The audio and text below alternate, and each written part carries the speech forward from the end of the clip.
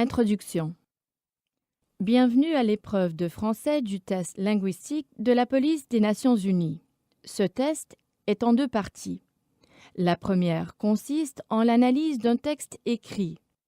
La seconde repose sur l'écoute d'un enregistrement. Des instructions claires vous seront données avant le début de chacune des deux épreuves. L'usage de tout ordinateur, micro, livre, notes et le recours à une aide extérieure sont interdits. Nous attendons de votre part le respect strict de ces consignes. Tout candidat qui ne respecterait pas ces consignes se verrait exclu de l'épreuve et l'incident serait rapporté officiellement aux autorités de l'État membre organisateur du test ainsi qu'aux responsables chargés des SAT au sein de la division de police aux Nations Unies.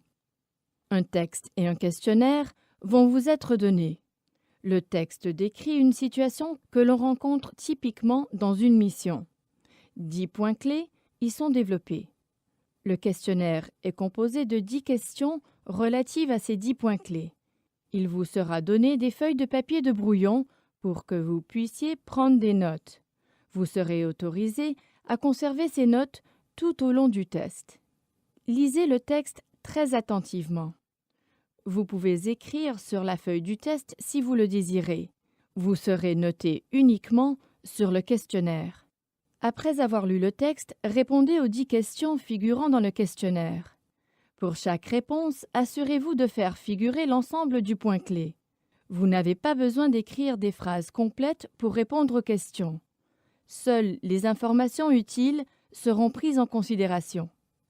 Il vous est particulièrement recommandé d'utiliser le papier de brouillon pour noter les éléments importants du texte. Lors de la seconde partie du test, vous ne pourrez utiliser que ces notes. Aucun autre document ne sera autorisé. Le texte et le questionnaire devront rester face cachée contre la table jusqu'à ce que vous soyez invité à commencer. Vous aurez 20 minutes pour lire le texte et compléter le questionnaire. L'instructeur vous indiquera quand ces 20 minutes commenceront. Vous serez ensuite informé à 5 minutes et à 1 minute de la fin. Après 20 minutes, le texte et le questionnaire seront ramassés. Conservez les notes que vous avez prises sur le papier de brouillon. Vous aurez à les utiliser lors de la partie audio de l'évaluation linguistique. N'oubliez pas d'inscrire votre nom en entier ainsi que votre numéro de candidat dans les cases prévues à cet effet en haut du questionnaire. Bonne chance!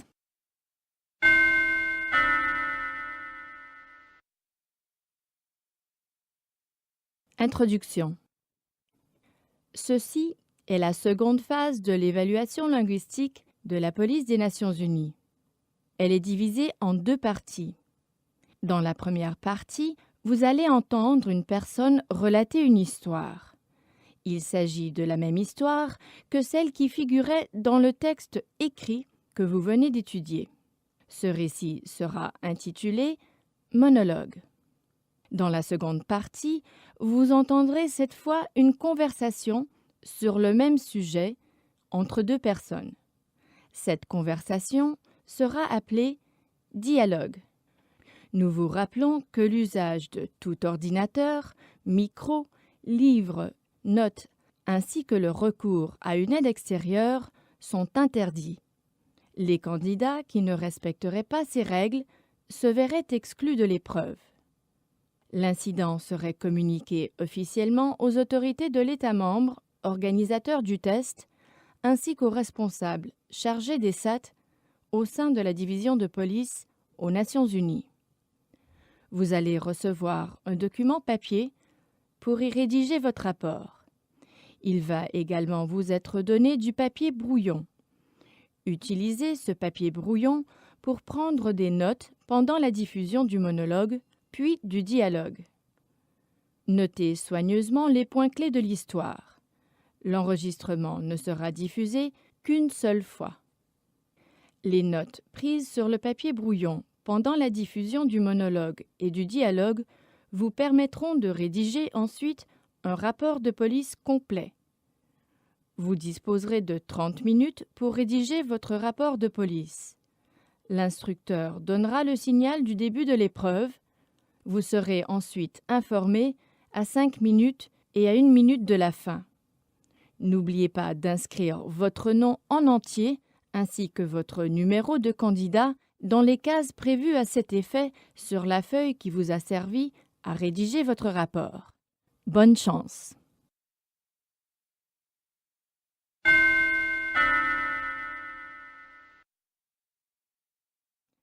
Monologue.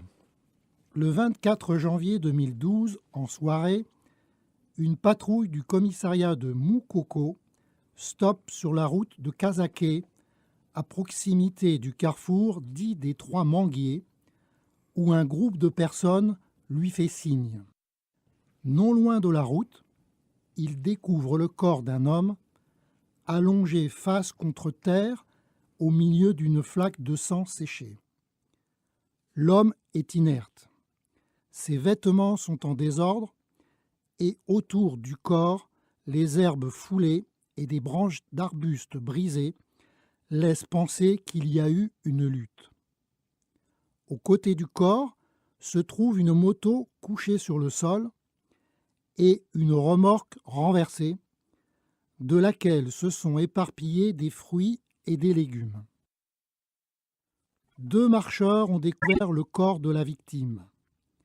Ils ont été rejoints rapidement par 3 autres personnes quelques minutes avant l'arrivée de la police. Les témoins disent ne pas avoir assisté à l'incident. L'homme est transporté dans un hôpital proche où les médecins déclarent qu'il est décédé d'une balle reçue dans la poitrine. Il y a aussi des traces de violence sur ses mains et ses bras. Le 25 janvier se présente au commissariat de Moukoko un certain monsieur Émile qui fait les déclarations suivantes aux policiers. Hier, alors qu'il circulait à moto avec son ami, transportant dans une remorque des fruits et des légumes qu'ils comptaient vendre tous les deux au marché le lendemain, ils ont aperçu 3 militaires qui avaient érigé un barrage sur la route à hauteur du carrefour des Trois Manguiers.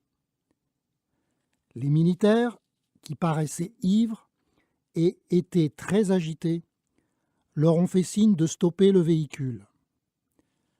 L'ami de M. Émile, qui conduisait la moto, a tenté de faire demi-tour.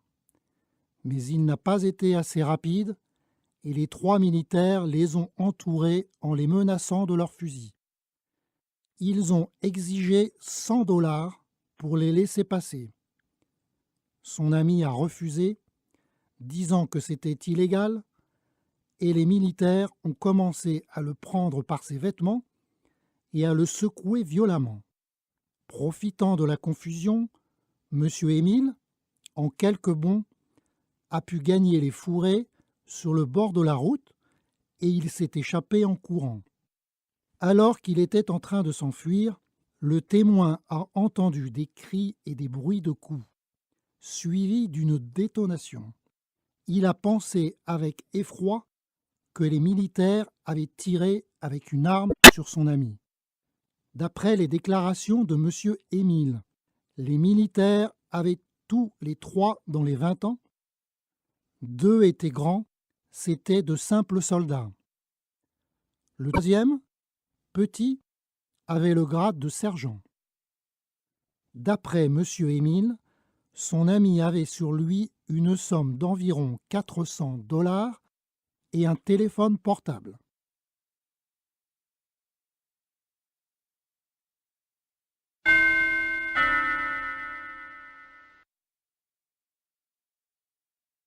Dialogue. La policière. Monsieur Émile, pouvez-vous me dire ce que vous faisiez hier soir sur la route de Kasake? Le témoin, Monsieur Émile. J'étais avec mon ami, nous circulions en moto et nous transportions des fruits et des légumes dans une remorque pour les vendre au marché le lendemain. Vous dites que vous avez été interpellé par des militaires? Oui, exactement. À hauteur de carrefour des Trois Manguiers, il y avait 3 militaires.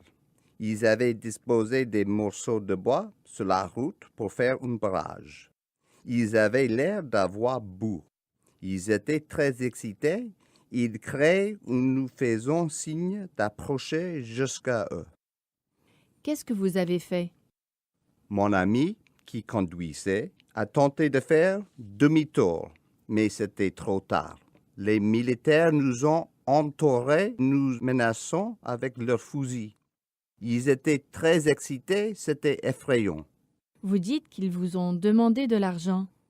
Exactement. Ils nous ont réclamé $100 pour nous laisser passer. Mon ami, qui est plus impulsif que moi, a refusé et a dit qu'il les dénoncerait aux autorités. Les militaires ont très mal réagi. Ils l'ont saisi par les vêtements, l'ont secoué violemment. Ils semblaient prêts à tout. Vous avez pu vous enfuir? Oui, vous savez, mon frère a eu un problème similaire avec des militaires et il a été gravement blessé. Moi, j'ai profité de la confusion pour sauter sur le bas-côté de la route et puis j'ai couru jusqu'aux forêts. Pendant que je courais, j'ai entendu des cris et des bruits de coups, puisqu'il y a eu un coup de feu. J'ai pensé que les militaires avaient tiré sur mon ami. J'étais certain qu'ils l'avaient tué. Malheureusement, vous aviez raison. Apparemment, ils n'ont pas hésité à tuer votre ami. Pouvez-vous nous donner une description de ces militaires? Oui, il y avait un sergent. Il était petit et très athlétique, avec une cicatrice sur la joue gauche. Les deux autres étaient des soldats. Ils étaient grands. C'est tout ce que je me rappelle. Avez-vous quelque chose à ajouter? Mon ami avait au moins $400 en espèces sur lui. Les avez-vous retrouvés? Non, la victime n'avait aucun argent ni aucun objet sur elle quand nous l'avons découverte.